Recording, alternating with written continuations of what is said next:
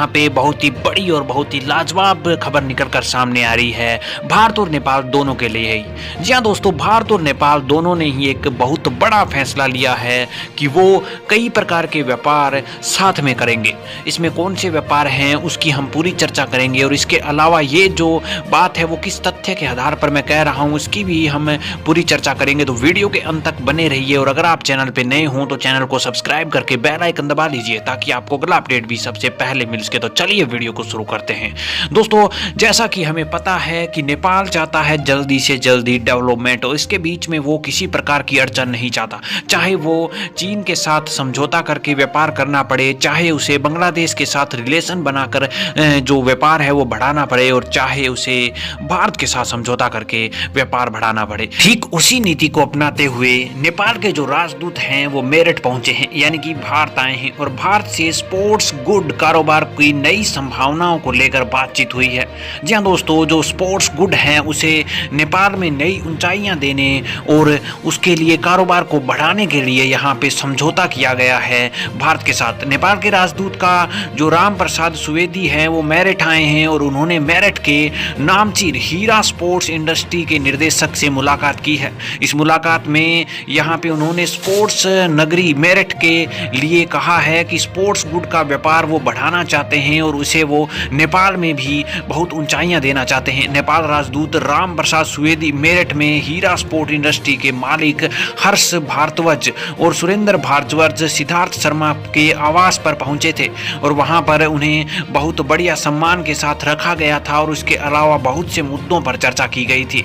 इस दौरान हीरा sport industry के निर्देशक ने नेपाली राजदूत प्रसाद सुवेदी का स्वागत किया, और इस दौरान मुलाकात में स्पोर्ट्स इंड मालिक और नेपाल राजदूत के बीच घंटों तक तमाम बिंदुओं पर बात हुई। इसमें यह सबसे बड़ी बात रही कि स्पोर्ट्स गुड को लेकर बहुत ज़्यादा चिंता जता रहे हैं नेपाल के राजदूत। उनका कहना है कि अगर हमें नेपाल के ये जो व्यापार है बढ़ाने हैं तो इसके लिए हीरा स्पोर्ट्स इंडस्ट्री का सहारा चाहिए, और इसमें हाँ भी भरते हुए यहाँ पे हर्ष भारद्वाज ने कहा कि हम भी खुश होंगे कि अगर नेपाल में स्पोर्ट्स के जो व्यापार है वो बढ़ाया जाए और बढ़ता हुआ दिखे। तो इसी चर्चा के साथ फोकस रखा गया, और इसके अलावा अन्य व्यापारों जैसे कि यहाँ पे इंपोर्ट्स के कामकाज या फिर अन्य किसी इंडस्ट्री के जो कि कच्चे मटेरियल होते हैं उनकी उपलब्धता के लिए भी कई विषयों पर चर्चा हुई। बताया जा रहा है कि जो कच्चे मटेरियल हैं वो भारत पुगाएगा, और नेपाल वहाँ पे सही स्पोर्ट्स की सामग्रियाँ बनाएगा। इसके अलावा कई ऐसे मुद्दे भी थे जिनमें नेपाल और भारत सहयोगी रूप से दोनों चीज़ें करेगा। कुछ कच्चे यहाँ पे कच्चा माल भारत पुगाएगा नेपाल को, तो वहीं कुछ कच्चा माल नेपाल भी भारत को पुगाएगा, जिससे कि यहाँ पे सामान की पूर्ति तो हो ही सके।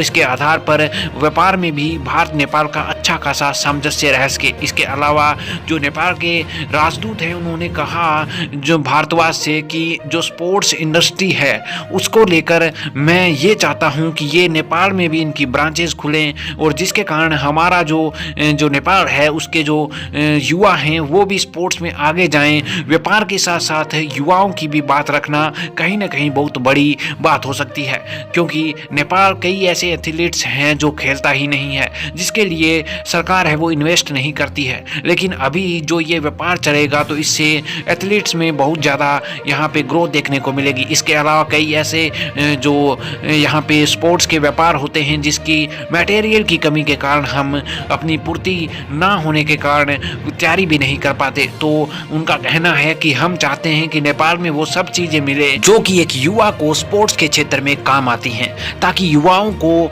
आने वाली पीढ़ी को ऐसी चीज़ों के लिए ज़्यादा मशक्क़त न करनी पड़े और उन्हें आसानी से वो चीज़ें उपलब्ध हो जाए, ताकि वो अच्छे से मेहनत कर सकें अपने स्पोर्ट्स की ओर या फिर अपने गोल की ओर। इसके अलावा वो सारे काम यहाँ पे करना चाहता है नेपाल, जो एक कंट्री को आगे ले जाने में बहुत ज़्यादा मदद करता है, ताकि वो आने वाले दिनों में एक नेपाल की नई ऊंचाइयों को दिखा सकें। दोस्तों, यहाँ पे जो नेपाली राजदूत की सोच है वो कहीं ना कहीं बहुत बढ़िया बात है कि वो अपने युवाओं, अपनी आने वाली पीढ़ी और अपनी सरकार और अपने देश के लिए बहुत ज़्यादा ग्रोथ की बात करती है। तो दोस्तों, आप क्या कहना चाहेंगे इस फैसले को लेकर? ये अगर अच्छा है तो आप अपनी राय कमेंट सेक्शन में कमेंट करके जरूर बताइए। आज के लिए इतना ही, आगे कोई नया अपडेट मिलता है तो फिर आपके सामने हाजिर होंगे। तो वीडियो को लाइक कीजिए, शेयर कीजिए और अगर आप चैनल पे नए हो तो चैनल को सब्सक्राइब करके बेल आइकन दबा लीजिए ताकि आपको अगला अपडेट भी सबसे पहले मिल सके।